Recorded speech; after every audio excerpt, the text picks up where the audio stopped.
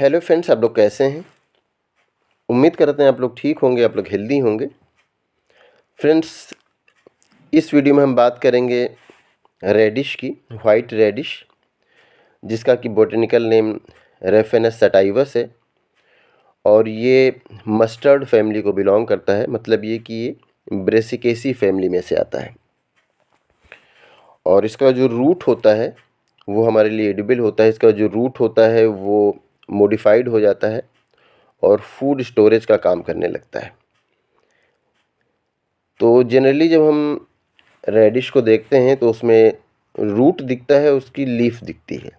Root तो soil के अंदर होता है, उसकी लीफ बाहर से दिखती है। तो हमें ऐसा लगता है कि जैसे इसमें सिर्फ रूट और लीफ ही है और इसमें स्टेम हमें दिखाई नहीं देता है।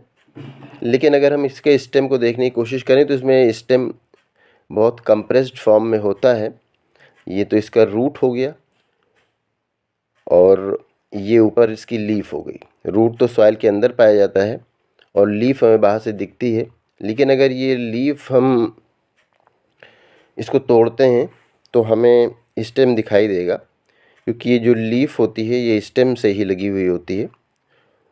तो इसका रूट हम इसके जो लीफ है वो हम एक एक करके तोड़ते हैं और फिर हम इसका स्टेम देखने की कोशिश करते हैं। तो ये जहाँ से इसकी लीफ लगी हुई हैं वो इसका स्टेम ही है। जो आप देख रहे हैं ये छोटा सा आपको दिख रहा है कंप्रेस्ड, तो ये स्टेम होता है, ये स्टेम ही है। और रूट जो होता है ये आप तो देख ही रहे हैं। तो इसका स्टेम फिर ये जब मैच्योर हो जाता है ये प्लांट, तो फिर उसके बाद इसमें फ्लावर भी निकलते हैं, इसमें फ्रूट भी निकलते हैं, फिर उसमें सीड होते हैं, उन्हीं सीड को बोया जाता है। फिर इसमें जो रेडिश निकलता है ये मूली निकलती है। और ये इसकी वैरायटी पर डिपेंड करता है कि ये किस कलर का होगा या इसकी टाइमिंग क्या होगी। जनरली हम लोग वाइट रेडिश यूज़ करते हैं कच्चा खाने के साथ, क्योंकि ये रफेज का काम करता है हमारे लिए, ये फाइबर का काम करता है। इसमें कैलोरी तो लो होती है और ये हाई फाइबर होता है, इसलिए हमारी डाइट के लिए ठीक होता है। और ये अगर हम इसमें बात करें ये हमारे लिए किस तरह से हेल्पफुल होता है, तो जब ये रफेज होता है, इसमें फ़ाइबर होता है, तो ये हमारे जो हम इसको फूड के साथ, अपने खाने के साथ इसको कच्चा लेते हैं तो फिर ये फूड के साथ डाइजेस्ट नहीं होता है, इसमें जो सेलुलोज पाया जाता है, और इस तरह से हमारे फूड के मूवमेंट में ये हेल्प करता है। और फूड में के मूवमेंट में हेल्प करता है। तो इसमें फिर जो जिनको कॉन्स्टिपेशन की प्रॉब्लम होती है उनको फिर कॉन्स्टिपेशन नहीं होता है, अगर वो फूड के साथ साथ, अपने खाने के साथ साथ इसको अगर कच्चा खा लेते हैं। तो इसकी लीफ भी यूज़ की जाती है खाने में, लेकिन जनरली इसका रूट ही यूज़ किया जाता है। तो इसका जो रूट है वो फाइबर इसमें होने की वजह से ये अगर इसको कच्चा खाते हैं तो ये जो जिन लोगों को कॉन्स्टिपेशन होती है उनको रिलीफ मिलता है। दूसरा, ये किडनी के लिए भी हेल्प करता है। किडनी हमारे फ़िल्टर का काम करती है, तो किडनी के लिए भी हेल्पफुल होता है। जो डायबिटिक होते हैं उनके लिए भी ये हेल्पफुल होता है।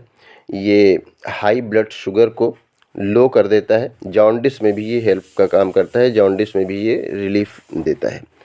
और क्योंकि ये जब हम इसको रॉ लेते हैं तो फिर ये डाइजेशन में हमारे हेल्प करता है। तो जब डाइजेशन में हेल्प करता है तो ये भूख भी बढ़ाता है और इसकी लीफ भी हमारे लिए न्यूट्रेंट होती है। इसकी जो लीफ होती है वो भी वेजिटेबल के तौर पर यूज़ की जाती है। अगर हम देखें इसमें न्यूट्रिएंट मटेरियल कौन से होते हैं, तो इसमें प्रोटीन पाया जाता है, कार्बोहाइड्रेट पाया जाता है और फास्फोरस, मैग्नीशियम, आयरन। इसके साथ साथ विटामिन सी और विटामिन B6 भी इसमें काफ़ी पाया जाता है।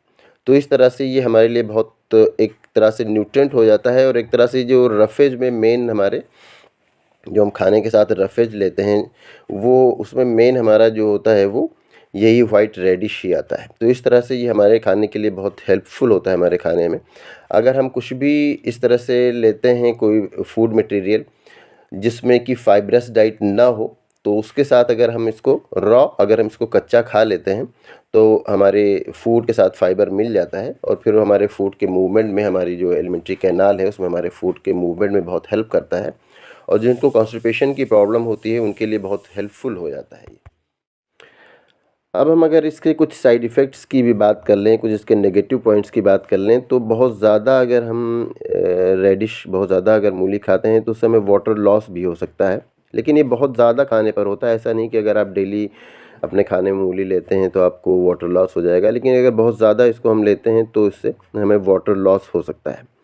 और दूसरा ये होता है कि जो रेडिश होता है वो जो हमारा बाइल का फ़्लो है उसको इंक्रीज़ करता है।